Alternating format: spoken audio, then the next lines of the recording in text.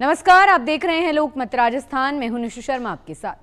कांग्रेस द्वारा चलाए जा रहे वोट चोरी मूवमेंट के बारे में कांग्रेस नेता सचिन पायलट ने कहा कि राहुल गांधी ने निर्वाचन विभाग को जो भी साक्ष्य या दस्तावेज दिए हैं वो अध्ययन करने के बाद ही दिए हैं। वहीं इलेक्शन कमीशन ना तो इन सभी दस्तावेजों को झुटला रहा है और ना ही इस पर कोई जांच बैठा रहा है। वहीं सवाल निर्वाचन आयोग से किए जाते हैं और जवाब भाजपा प्रवक्ता देते हैं। ऐसे में निर्वाचन आयोग की पारदर्शिता और निष्पक्षता पर जनता के विश्वास का दायरा कम होता है। भाई, अब ये तो स्थापित हो चुका है कि प्रमाण के साथ राहुल गांधी जी ने जो आंकड़े प्रस्तुत किए हैं कर्नाटक के संदर्भ में और डेटा के साथ दिया है, उन सबूतों को उन डॉक्यूमेंट्स को निर्वाचन आयोग झुटला नहीं रहा है और ना ही निर्वाचन आयोग ने कोई जांच बिठाई है। बेहतर ये होता कि निर्वाचन आयोग वोटर लिस्ट पार्टीज को दे और जो हम लोगों ने आंकड़े दिए हैं उस पर जांच बिठाए, अध्ययन करे, सही गलत क्या है, गलती किसकी है। वो बिना जांच करे सिर्फ कांग्रेस को और विपक्ष के नेताओं को उनकी आवाज़ दबाना चाहते हैं। और मुझे लगता है राहुल गांधी जी ने बहुत अध्ययन करने के बाद कन्विंस जो हुए हैं उसके बाद और जो दस्तावेज प्रस्तुत किए हैं उसको कोई झुटला नहीं सकता।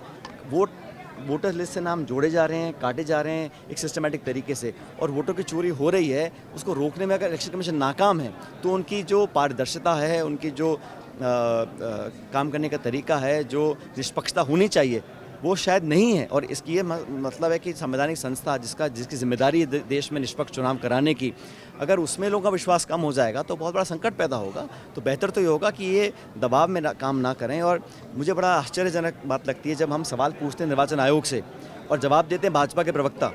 ये सरकार और दल के संदर्भ में काम नहीं होना चाहिए। निर्वाचन आयोग एक ऐसी संस्था है जिसकी एक बहुत नैतिक और संवैधानिक रिस्पॉन्सिबिलिटी है कि एक एक वोट की गिनती हो, कोई वोट वंचित ना रह जाए। अब लाखों लोगों के वोट से आप नाम काट दें, मनमानी तरीके से आप जोड़ दें, एक मकान में 200-200 लोग, 250 लोग रह रहे हैं, जो जिंदा है उनको मरा दिखा दें और जो लोग नहीं हैं उनके नाम ऐड करें। तो इस प्रकार के जो वोट चोरी है इसको जनता बर्दाश्त नहीं करेगी। कांग्रेस पार्टी ने पूरे देश में अभियान चलाया हुआ है। मैं प्रभारी हूँ छत्तीसगढ़ का, वहाँ पे हमने 3-4-5 दिन घूमकर बहुत लोगों में एक दुर्भावना पैदा हो रही है कि हमारी वोट चोरी नहीं होगी और वोट चोरी हम नहीं होने देंगे, ऐसा संकल्प कांग्रेस पार्टी ने लिया है। ट्रंप के टैरिफ की मार झेलने को मजबूर भारत देश मजबूती से ट्रंप को जवाब नहीं दे पा रहा है। ये कहना है कांग्रेस नेता सचिन पायलट का। पायलट ने केंद्र सरकार को आड़े हाथों लेते हुए कहा कि भारत की कूटनीति में जो प्रखरता होती है उसमें कमी आती जा रही है। ये तो अमेरिका के जो लगातार स्टेटमेंट्स आ रहे हैं राष्ट्रपति ट्रंप के और जो अमेरिका कर रहा है, इसका हम लोगों को एक बहुत मजबूती से जवाब देना पड़ेगा।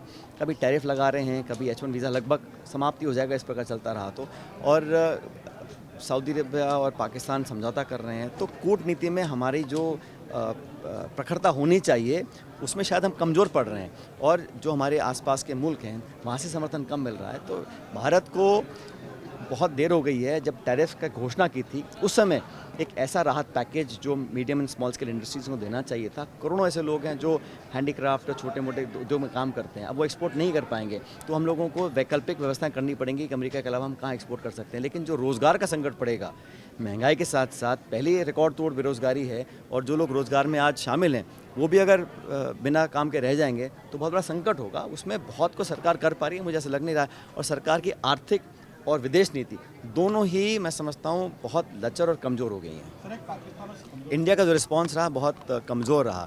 सिर्फ ये कहा कि हमारी भावनाओं का आप ध्यान रखिए, लेकिन जो बिहाइंड द सीन्स डिप्लोमेसी होती है, जो हमारा इतना बड़ा मुल्क है और सबसे बड़ा लोकतंत्र है, इतना तो हम कर ही सकते हैं कि इस प्रकार की जो नकारात्मक घटनाक्रम चलते हैं हमारे कूटनीति को देखते हुए, उसको रोकने का काम सरकार को बहुत पहले करना चाहिए था। और ऐसा ना हो कि हम लोग धीरे धीरे आइसोलेट हो जाएं। ये मुझे लग रहा है कि फॉरेन पॉलिसी में हम लोगों को बहुत सोचना करना पड़ेगा। अभी तक जो हमने किया वो नाकाफ़ी है। ऐसी और ताज़ा खबरों के लिए आप देखते रहिए लोकमत राजस्थान।